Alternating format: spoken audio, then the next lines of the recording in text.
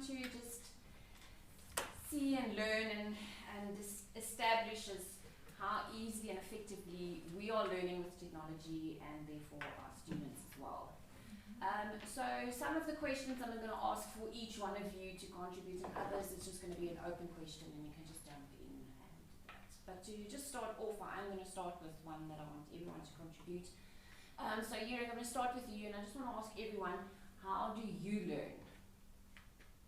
I don't do We delete that. When you did learn, how did you learn? Okay. So I think I am somebody that studied through repetition. Okay. So I think repetition was important for me. So I was always that guy that had to get up at 5 in the morning before an exam because I had to go through my work just one more time. Okay. So I definitely think I was, yeah, so I'm not very, well, somebody said I shouldn't use the word creative, so I'm going to say artistic instead. So I wasn't one that could make nice mind maps, and so I didn't study through mind maps. So I could make a neat summary where I typed it out in Word and it was a neat summary, but it wasn't creative, if I can call it that. So I used to make summaries and I studied from that and I did it over and over again until I knew my work. Or I didn't know. So you said you used Word, so you, even when you studied, you used so back at school I used to make summaries that I throughout the year I kept the summaries up to date and even sold it to other students later on. That's not surprised. Ilse, you? So I studied reading, and I was a very detailed student. So I would start with the first page or the first chapter and go into detail. So read it in the textbook or whatever book, read and underline, and then make very linear notes. So later on, I discovered that it was better to get an overview first, to just kind of go through everything quickly to have an overview of what's coming, and then start with the detail. So I changed my strategy, and I experienced it to be better. I also started off not being very creative, but because of my own field and trying out new stuff, I started to become more creative, and my linear notes were more creative and were more mind map style and more pictures included in colors. So I would not be I'm very linear in my creative mind map still, and still very detailed, but I don't write too much. I'm very critical in what I write. Okay, cool. I've always been very much like a visual learner, so mind maps for me is even now, if you walk to my office, that's how I operate. It's very important for me. Yeah. So the why of something is very important. I have to understand why this is important or why someone would have created the purpose behind it. Otherwise, my mind doesn't latch to it. So I tend to have like this bigger picture going on, and if I get new information, I need to know where it fits into the bigger picture. And whether that's visually like written down somewhere or just for me, I tend to remember things better if I understand why they are there.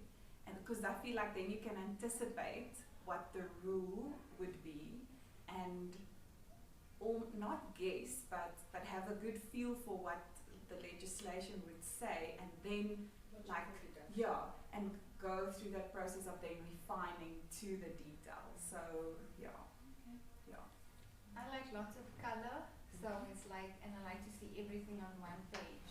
So it's like lots of acronyms and like bubbles and clouds, and that just helps me understand everything better. But what I found in like these last few years is I like YouTube videos or something in general, and I use that also as an additional tool. But then it still comes down to having like that one page or something. Okay. What devices do you have in your possession? Laptop, iPad, cell phone. Laptop, iPad.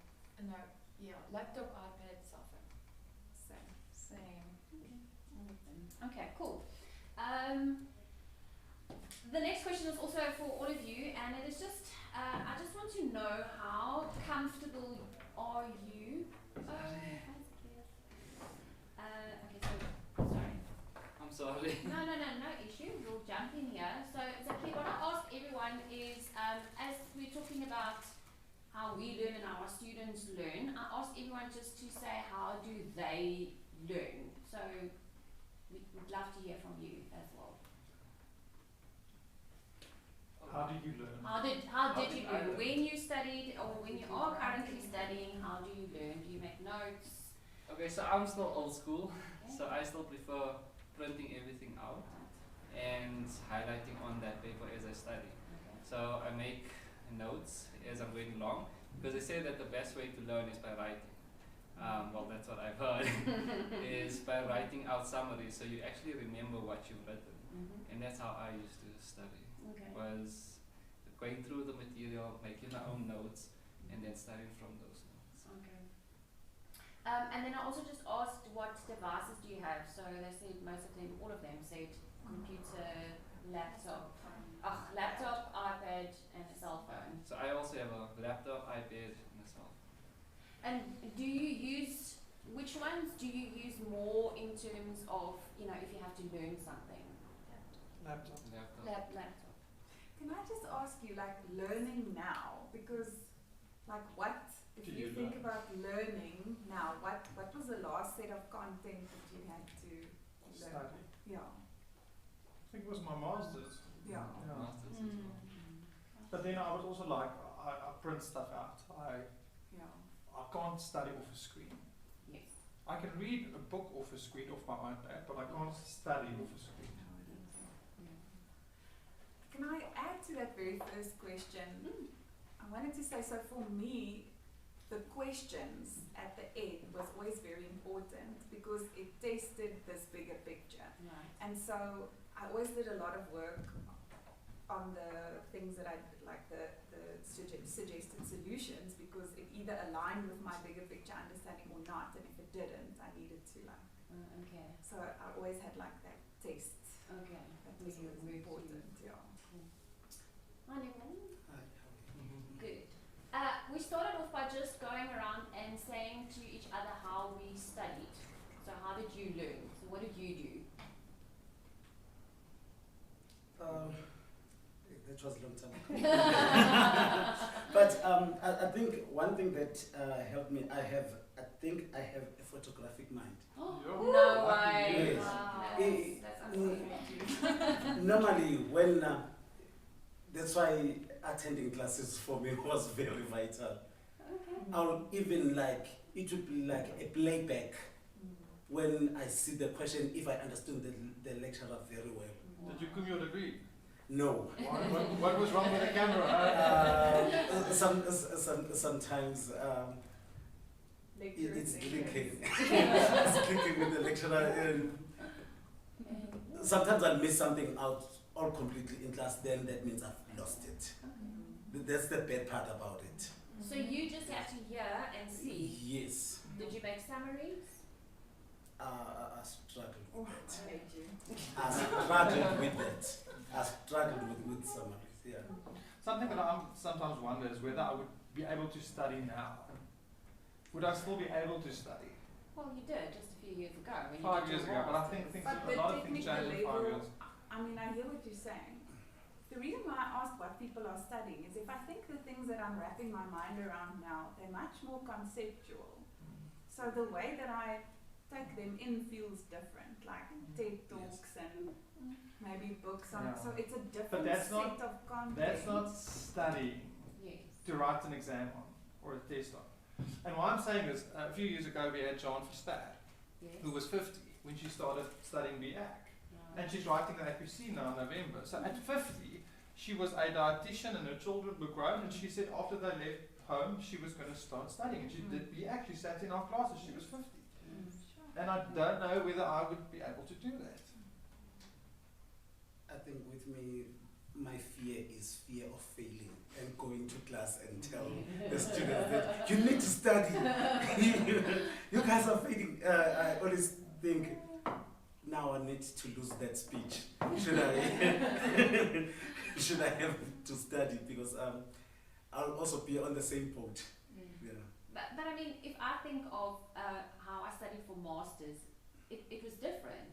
because you required a different skill set than for, you know, Yes. the ITC that we were, you know, exposed to. So I definitely changed my approach, definitely, to do masters. I think it depends on the outcome. If you're studying to write an article, or you're studying to do a talk, or you're studying to write an exam, they are all different reasons. Absolutely. And I think the way you study will differ a little bit. Definitely.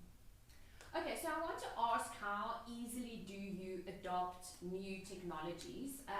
So there's certain categories. The first one is an innovator, and I just need to read this, but it's very small. Okay, so an innovator says, I love new technologies and I'm among the first to experiment and use them. Okay, so that's an innovator. Then we have an early adopter. An early adopter says, I like new technologies and use them before most people I know. Then we have the early majority. Early majority says, I use new technologies when other people start to use them. Then we have the late majority. I usually use technologies when most people I know are already using them. And then we have the laggard that says, I'm usually one of the last people I know to use new technologies. Okay, so if we can just go around, I just need to write this one down. Yuri, how do you categorize yourself? And you can comment on somebody's category and saying I think I'm an early majority. You? Yeah. Aren't you an early adopter? I think I'm somewhere in between the early adopter and the early majority. I'm not somebody that's out looking for new technologies. When it crosses my path And it would help you. and it would help me, it's Yeah. easy for me to adapt. Yes. But it has to make sense. But I'm not one that goes out looking Looking for for it. new ones. So that's why I say I'm Okay. somewhere between an early adopter and an early majority. Cool. Okay. Ilva? Sorry, one last thing. Yes. I think I used to be an early adopter. Oh. And as I become older, I Really? think I'm moving towards the early majority. Okay. That's very interesting. That makes sense to me because of time. Like Yeah. if the majority is starting to prove that it is useful, then I'm like, Yeah, so I think when I was younger, I was definitely an early adopter. no. But now, like you said, because of a lack of time, and I think technology is now outgrowing the pace at which as I'm getting older, I think that's just a normal thing that happens to older people. They struggle to adopt technologies. And I can see in my own life how, and that's why I think I'm moving across to, yeah. For the Yeah. recording's sake, I think we have to say that you're only 35 years old. No, I'm already 35 years It's old. not 40 million.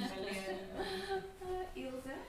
I would be between early and late majority, but I will put myself in late majority. 46. For the Yes. record. Looks. 20. Neville? I think I'm a mix of the three. In what sense? So early adopter, early majority, yes. late majority. It depends how exciting that thing is. Okay. Yeah, if there's something that just caught my mind, I'll always try to let me go and check for it. Then if sometimes it's something that I have to do, I think I'll go for late majority. Okay. Yeah. Age? Oh, 41. Really? Yes. Did not get that. Is that your sorry? I'd say I'm somewhere between early majority and late majority.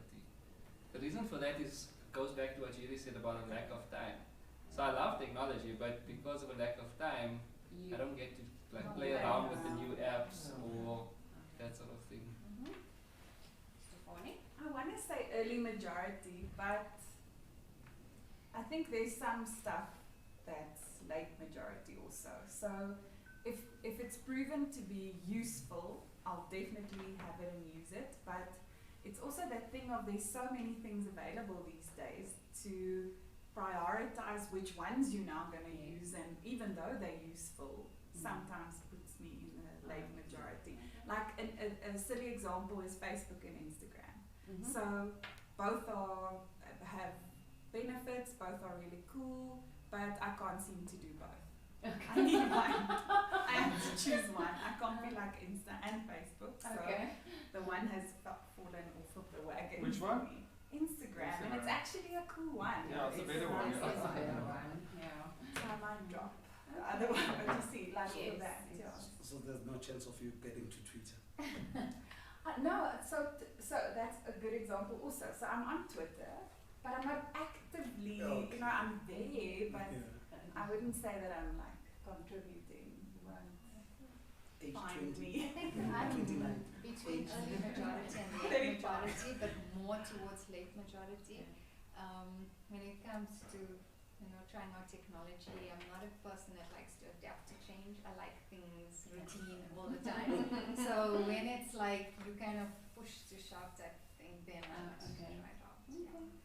Cool. Would you say Jitesh is like an early adapter? Oh yeah, he is like wants to like try it out immediately. So he's like will be probably even the first, the innovator. But I'm I like think on the other side That of it. just was interesting to me because I think I find you trying things sooner than what you would necessarily want to because Jitesh Yeah. pushes you. Yeah, exactly.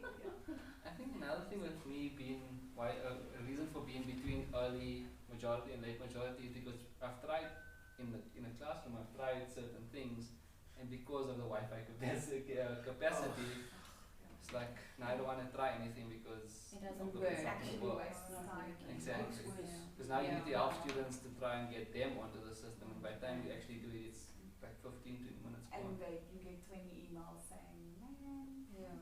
Then it looks like it's you who had a Mm. problem with it. Yeah. Try. Okay, so just getting around then back to our students. We all are in this fourth industrial revolution, and we know that we have to adapt and adjust. So what skills do you think our students need going out into this professional accounting world? I think our students need to be more explorative. If Okay. there's a word like that. exploratory. Yeah. So they need to be more, because I think our students specific, like we're taking students out of the third world and we need to put them into a first world working environment. So I think for our students specifically, the gap is large. And I think therefore our students specifically need to take on a more aggressive approach in exploring, because there's quite a big divide to gap.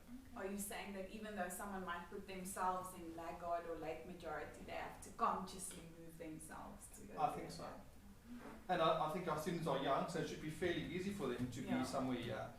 But I think because of a lack of exposure, they need to have the mindset of knowing, okay, I do have a lack of exposure, and because of that, I need to be more.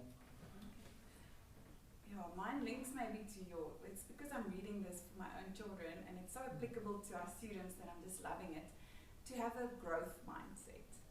Meaning that they have to get the fact that they can't say, I am bad at this, I don't understand it yet, is the, so I think that links well with like new information and things that you're just not familiar with. Not to be like, I'm so afraid of this, I'm just not going to even tackle it because I'm afraid that I would fail at it. So that they know that you can actually understand any of this if you just put in time. Like open the app, try it, open the technology and try it. Do you agree with what I say or not, Ms. Silly? Yes, I think so. Because you work with the students Yeah. more up close. Yeah. No, I agree. I think there's so many actually. That it's very difficult to name them all. The two that I think are really important is emotional intelligence, which we can talk about for a whole day, and the other one is discernment.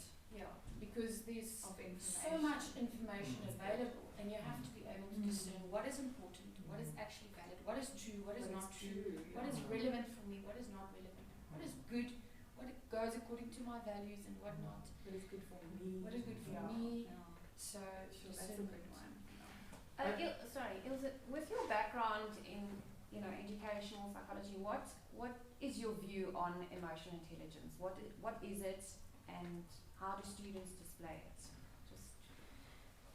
So I would break it up into two parts. The first one is intrapersonal abilities or whatever. So that's my feelings about myself, my self-esteem, how I know myself, how I love myself, how I compose myself, my own skills, my interests, etc.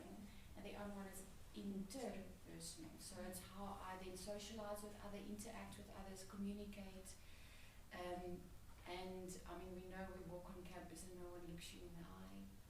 So everyone's looking down on their phones. We learn without having to interact with anyone physically. So that part, the interpersonal part, is lacking.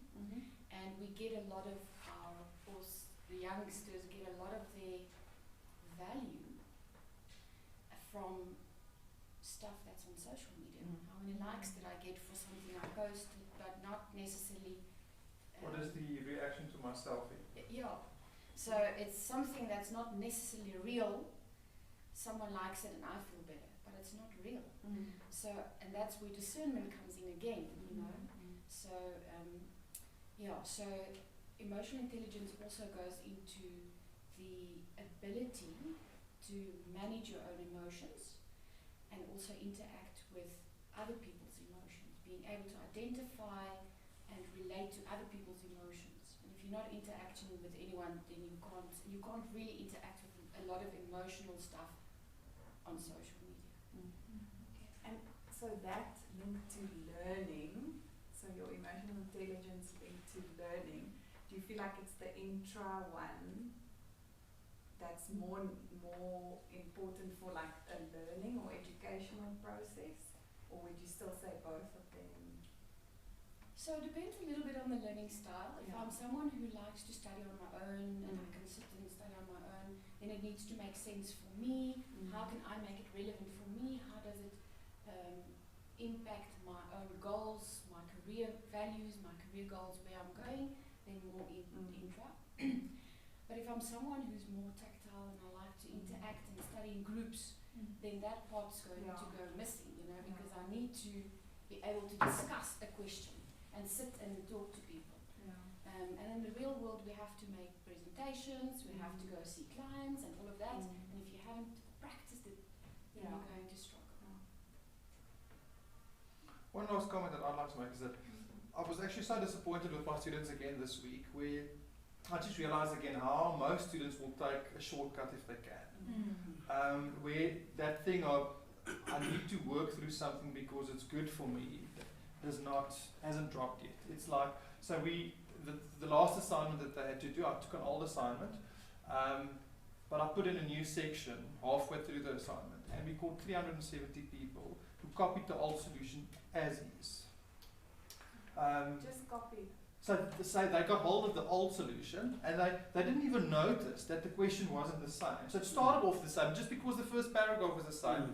They assumed, and it was most probably on their WhatsApp group or wherever, so somebody posted the solution, and we called 370 people out of 800 who literally went and copied the old assignment, word for word. So what would you say were they caught in?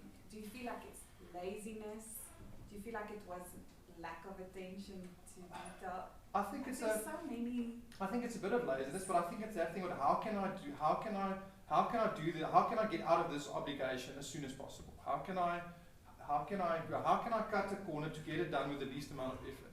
And not thinking that, you know what, this assignment is there for a reason, it's for me to go and study the work that the assignment is on, to apply my mind. You will be better off if you work through it. And now I've posted a long announcement on Blackboard where I said, I'm so disappointed, all these people will get 0. If you it was actually an easy assignment, so if you had applied your mind, you would have gotten 3, 4, 5% extra in your semester mark. This is going to result in a lot of people not having exam entry that was pretty close but needed this assignment, blah, blah, blah. Now I'm getting the emails, we're so sorry. But Marlies, it's also like they don't read. So I mean, yesterday I met Zander or something, and he was saying one of the auditing questions or something like lots of pages or something, and they just struggled. But we also find that we'll post an announcement, and then you get, a student emailing you like, when is this due? But it's because they didn't read. So it's like that basic reading skills. And maybe it comes to Yuri's assignment also. They just probably didn't read it. It's like, oh, this looks familiar. Oh, here's the solution. So I think it's And that's really scary in the scene that is that we're setting in an age of lots of information, where you don't have the capacity Big to data. process all of that. Not even there, if you're Yeah, not even even at the reading. technical point, a lot of information is available, and to have the discernment of what will you and how will you. But I think what happens in my life because of that, there's so much information that I'm also reading selectively now. Yeah. So I would even read, let's say, a newspaper article on my phone, and immediately I can say, oh, it's too long, so I read here, there, touch here, and Is it I good? don't. Do I feel bad? Okay. Okay, move along. So because there's so much information, even I don't read. I read selectively. I touch here, touch there, scan, and see what I can get out of it. But so it's a bad habit. Yeah, how much was that assignment for? It was a 20-mark assignment and count 5% of their semester mark. You see, this is a terrible time to have an assignment like that, because I'm thinking right now they've already calculated their semester mark. So, But they knew this last assignment, there were 2 assignments and I was going to mark one of them. They knew it. And I said, many of you are in trouble. You need to go to trouble and make effort with these last 2 assignments to do well in both of them because you don't know which one I'm going to mark. yeah, so for them it's a survival skill. But why? But I mean, it might be, but it's not okay. Yeah, it's not, I'm not saying it's okay, Yeah. but I'm saying for No, them, we agree. that's how they saw it, like, oh, this, we already have the, without reading through it, they say, we have the solution for this, maximum marks. Do you guys think that it was different many years back? I mean, there was still ethical transgression, they were. still people were Yeah. copying assignments. Yeah. I'm trying to see, are these the skills that are they unique to a current generation? But I'm trying to think back. I can't recall an example where I wrote off an assignment from somebody. I might have gotten help from somebody, but I can't recall a situation where I would say, please give it to me, and I literally just wrote it off and handed in a assignment. How are you selling yours?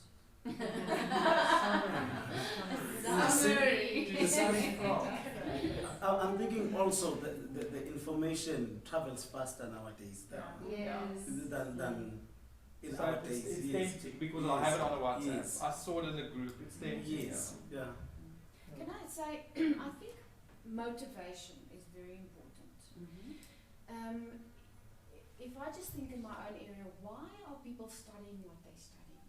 Where do they think this is going to take them? I think it's going to be financially rewarding. Yeah, so I always say to the students, you're not studying to pass. You're not studying to pass a test. It's part of the step, yes, but you're actually studying to become the CA or the teacher or the whatever. To actually do your job To actually well. be able Yeah. to be competent in what you're going to be qualified for. Yeah. So if that's your motivation, if that's why I'm going to go through all of this, Yeah. I should be more motivated to do it the right way. That's the philosophy of UJ, part of to Yeah. be, isn't it? Yeah. I'm studying to be, not to pass. Mm. And if that's the motivation, I think that's lacking a lot of places, and that's part of the intrapersonal Yeah. stuff. Yeah. To say, why am I actually doing this? And that's a whole new area also to say how people decide what they study.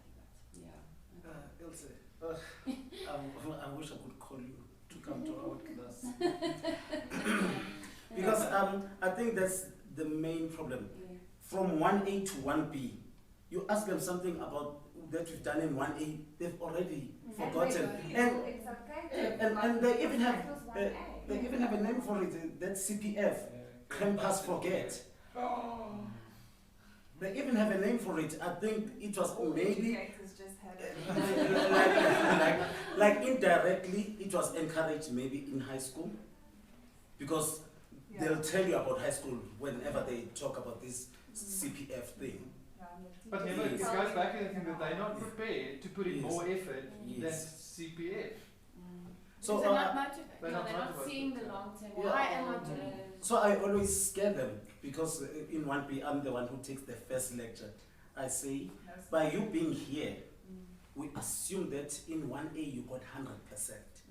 So anything that was done in 1A it's done. is tested, can be tested again. So just one last thing is, what I don't understand as well is many of these students are first generation students. They know they've got one chance. Yes. they're studying on a bursary or with NSFAS, they know they've got one chance. Flip, take this seriously. You've got one chance. If you mess it up, it's all over. But I wonder whether you have perspective of what that actually means when you are in first year. Because you would know the words, you could mess it up or you could fail, but it's not like you can, I don't know if everyone can see, privileged or not, the sliding door effect sometimes of what that means. You fail, you kind of go back to what you know. It's not like you're going down into a pit, and the other side you just don't have so many visual examples of. I don't know, thinking out loud. One of the 21st century skills is to be technologically literate. Okay. What do you understand from that term? What does it mean? You need to be able to navigate technology. So yeah, I have an And what understanding is of what the vocabulary, Okay. like if someone talks about a cloud, you should know that that's somewhere that you're storing things, like something like that, just to put it in context. You need to be able to navigate the learner management system. Maybe Microsoft Office for assignments that you need to do. So you need to be tech savvy to a certain extent to be able to navigate technology that might be expected of you. Are our students technologically literate? Where did we have that story of someone who they had excellent grade 12 marks, but they had never put on a computer in their life? Where was that? I think it was Department of Material. Yeah, it was the department. I think they're phone savvy, so they can use a phone and they can use the apps and they can, but I think once it comes to a computer, I think many of them once again define exposure. So it might be a little bit of a fear thing as well, where they're worried that. I just want to say again, this growth mindset thing. Don't you guys think it's so interesting? It's just like boggling my mind. That's such a small word that you put into your vocabulary, the word yet. I'm not good at it yet. It changes everything. And so, I don't know, that to me is a key thing. So if we look at our students sitting in front of us, we see some with laptops, we see some with a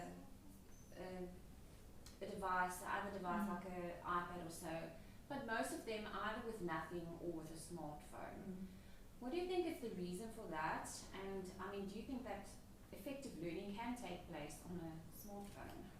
No. So I think a part of it might just be like a practical thing of the classrooms don't really cater for using devices constantly. There's no charging ports. So it's not like you pitch up and you can see, this is how we learn here. So I think that's, and the Wi-Fi obviously. So it's not supportive of that, but I wonder, even if all of that was in place, whether people would use it differently. And I think if you've got other needs, like you don't have food to eat or a place to stay, then that is definitely not a priority. Having a device is not high up on my list of priorities. If I don't have food to eat and I don't have a place to stay and I'm worrying about where am I going to get next month's rent.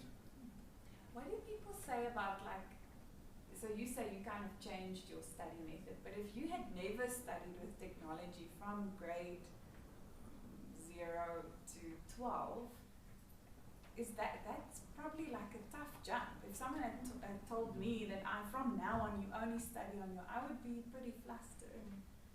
And so I think I would have probably just tried to continue the way that I was comfortable with, and maybe that's the same. But do you think our current students are doing that? Are they continuing the way that they used to? Because that would mean that they would have to print everything. They do. My perception is they print a lot of things. Don't have money to print. So what do? They study from a phone. You think so? Yeah, I'm sure. Yeah. So like what I found is a lot of students either bring their device and then they have like a page or whatever where they would have made their extra notes or whatever it is. Yeah.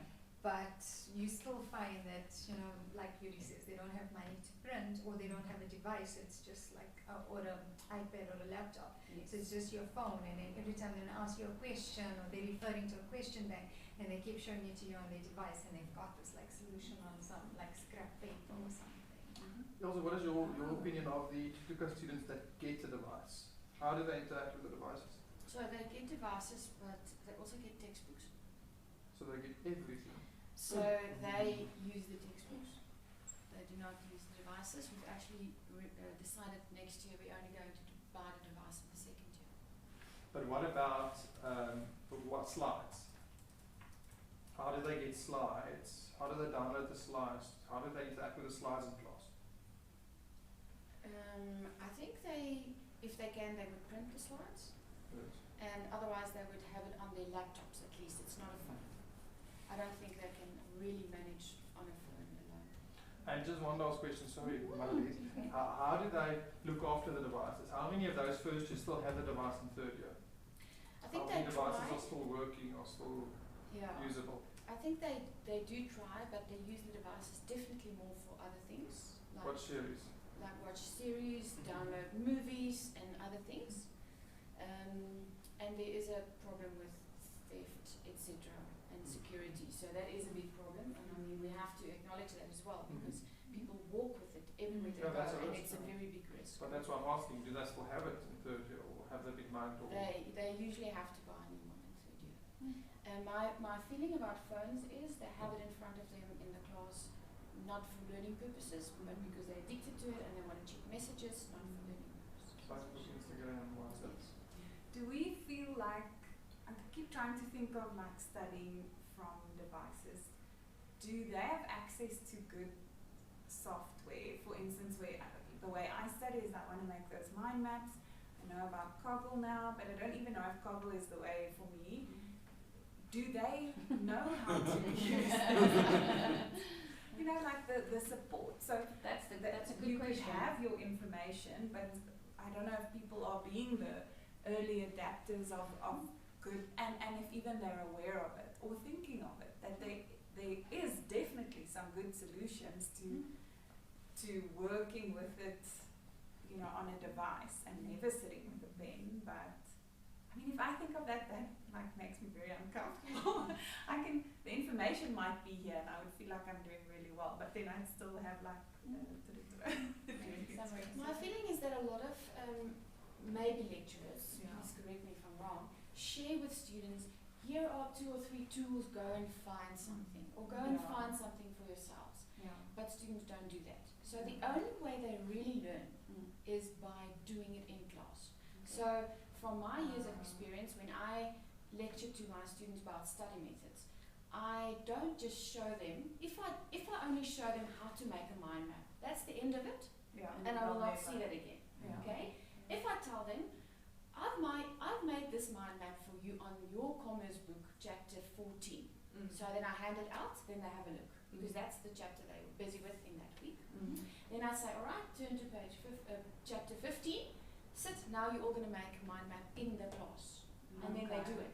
And then the feedback is, oh wow, it's really helping. Because now they've tried it, I've forced it. They didn't necessarily like it, but now some learning and some muscle memory even took place. And I said, oh, but now this makes sense. It's on one page. I brought in a little bit of color.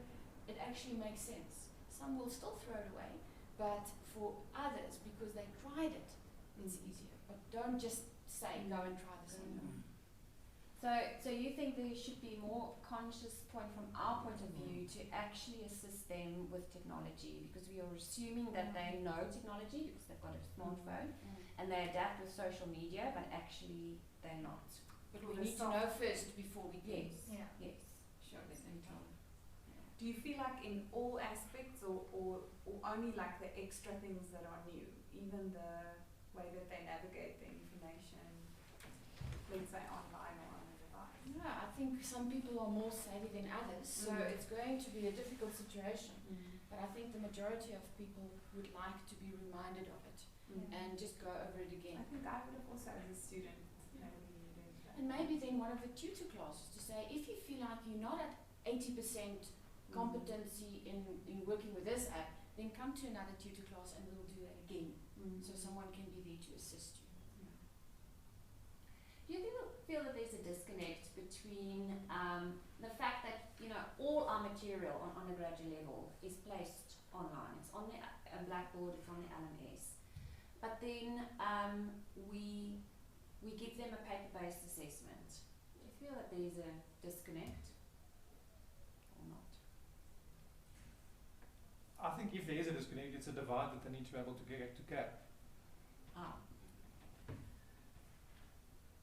Would you, in your scenario, are you saying that the assessment should be typed out, or that it's, you know, that they actually work on their device, like an online situation, or are you suggesting something completely different? No. I don't.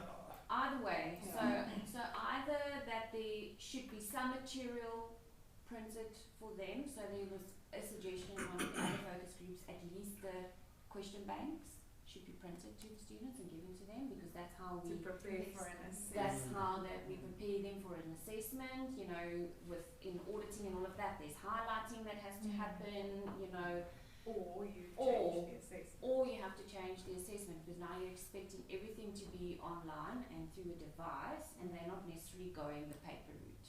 I don't think it will make a difference, because I think that the important, what is important is the content. So technology is a way to facilitate the content, but the assessment is still on the content. The assessment is not on the technology. Okay. So I think that, I don't think there should be a disconnect, because the technology is just a platform for you to facilitate the content, but the assessment is on the content, not on the technology. I wonder, don't you think that someone who, again, all their assessments have happened in a certain way up until now, and now they should start, let's say, even typing it out? If I now think at APC, how Yeah. many people say, I can't type, I prefer to write. So even But- though all the content they get is online, people Yeah. opt out of e-writing. But is that a valid comment in the technological Perfect. area that we are in, to say I can't type? I don't think so. Remember, it's an 8-hour exam, so, No, so yeah, you I need to mean, be able to yes, type. there's a lot of typing that needs to happen, I get that. But I do agree with you. I think by the time that you've been working for 18 months or 20 months, you should be able to type. Because the firms and the professional world out there is Yes, definitely yeah. not paper-based, Paper-based, no, it's no. computer-based, and I mean, But cloud Liz, and what everything. happens at high school? Is it still like the assessments? Is it all still written out? And then, Yeah. so I think also when they come, then it's also you programmed that even in however I get the information, I absorb it, but then I'm still gonna write an exam. So I think. But that's another reason why I don't think there's a disconnect, because they're used to Yeah. a paper-based assessment. So even though the content is provided via technology, they're used to So- paper-based assessments. Okay. I think in everything we do, in everything we do, how we share the content and how we assess, we need to make a move towards what is happening in the world of work. So if they have to type there, we have to start helping them to type. If they have to write there, we have to focus on that. So we have to look at what's happening there, and I know there's a lot of uncertainty at the moment, but whatever the skill is they need there, we have to start bringing in more of that in both of these two sides. Okay, what we have, how we have actually designed our assignments in Accounting 1. They have the question which they have already on your link. I think in a way they are forced to print it out, Okay. because the instruction is always, you start by writing it out as a whole, and then you take whatever that you have as an answer and you go to ULink again, and then that's where I will not test the whole thing, but some parts of your answers. So, and what I normally do is I'll take 20 components of the question and randomize it and give them 10.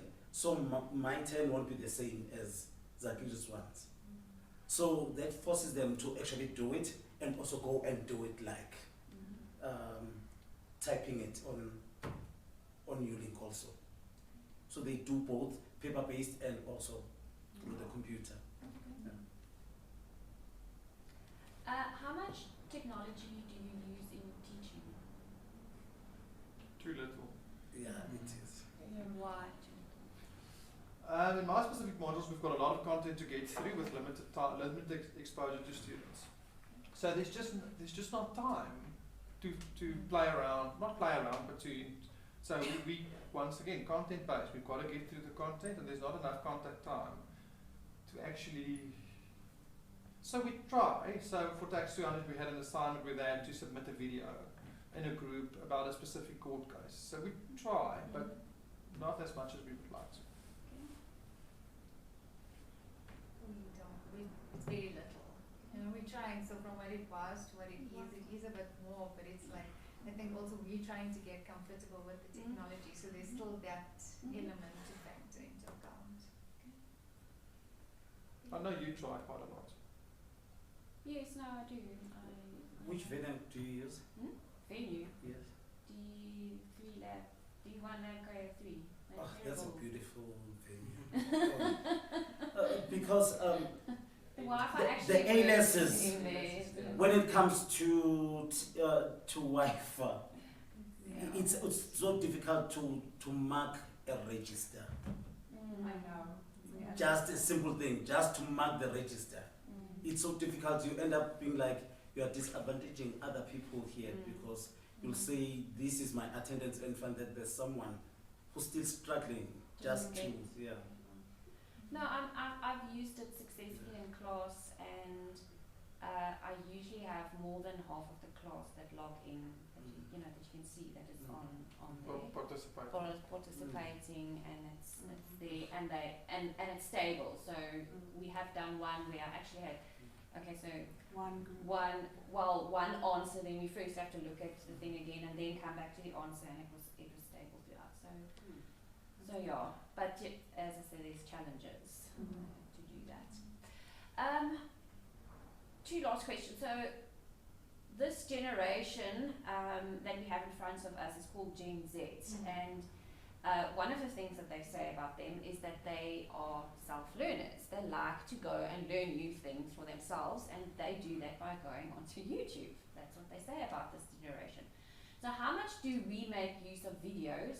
Do you think that it is effective for the current students or not? I think it is. They're used to video content, and What I think is beneficial about video content is that you can go and see it again and again and again. Yes. Where obviously the alternative is you have one chance to absorb all information. Okay. We found that they actually enjoy like if they find a good video or something, like they'll share the link or whatever, and they also, feedback is always good. Okay. Okay, so then just lastly, for our students to learn effectively with the technology that they have, what do you think is needed? Or what would you like to see for it to be effective? everybody to have access to it to start off with. Access to Technology. a To a laptop, device. a device. Do you think a laptop or Laptop. other device? A laptop, preferably. Yeah, I think you can even use a tablet to a certain extent, but just not a cracked screen phone. That's really fun. Sorry, is it you were saying? The infrastructure. So there's no use. I have a laptop and there's no Wi-Fi. Yeah, with me, I think I'll prefer a laptop because I've seen, I think most of the time whenever I have a query on an assignment, it's because they've used a device, which sometimes they say it's an iPad or, because I told them never to use the phone, not realizing that also the iPad sometimes Yeah, We well, explicitly no, say yes. when they do a Blackboard assignment, Yes, they yes, say no yes. device, a laptop. yeah, it's a And laptop. preferably go and do it in the labs where there's a stable connection. Yeah, that's what I ended up saying. Yeah. I think there are pros and cons. So in class, I think a tablet is better because of the power issues and it's easier to navigate. But when I have to do an assignment or something like that, then a laptop is. I think it becomes much more easier to type with a laptop also. Yeah. Because with the And like what Ilse was saying, we need to give them the skills that they're going to use in future, and in future it is going to be a laptop. You know, devices is is more a personal thing, not necessarily you using business. Yeah, other than that, I just think there's a lot of other like softer skills, and maybe it's not necessarily technology related, but just like the lacking, how do you learn, how do you absorb information, and in whatever age we were, that might be a problem anyway, but just because the information getting more, the gap is just getting so wide, so more information about how to just, it's not disseminate of the right, just absorb the information and make it your own. Because then you work around what you need to. If you know how to take a piece of information and if it's readily available to you, you will learn no matter where it comes from. But I think that if I just take my experience, it feels like it's the learning that's still the issue, technology or not. It was so interesting yesterday, Prof. Donning was in the One Focus group, and I mean, he says that he learns a lot from his phone. He listens to TED Talks and everything. But he's so interesting, so he takes that and then he makes a summary of it. He actually writes it down, and that's probably a skill that our students don't necessarily have. That next step that you have today to take. It's here, and it's fine that it's here, but now you have to take it further. That's such a great thing, right? Because you get so fatigued sometimes from all the great podcasts and great TED Talks and stuff. And so maybe an important question is, what will you actually do with this information? You know, where and how will you cement it for yourself? I think sometimes maybe I want to look at it from a different side of it. So sometimes like I'm just talking about myself. So it's like, get to know what's out there. Like, because I'm that type of person who doesn't like to adapt to change. So it's like sometimes, you know, for example, there's so many things that I learned from you, like, you know, you'd share some of the technological tools or whatever it is, but it's so good, like, you know, if there's like a platform where we can like learn about these things, because right now I feel like it's everywhere, you know, you don't know where to start and that, so sometimes there's an element of you feeling a bit uncomfortable, so you're a bit then nervous or scared to just, you know, go and share that, so I think it's just the flip side. Thank you so much for being here. I really appreciate your insight, and I'll let you know.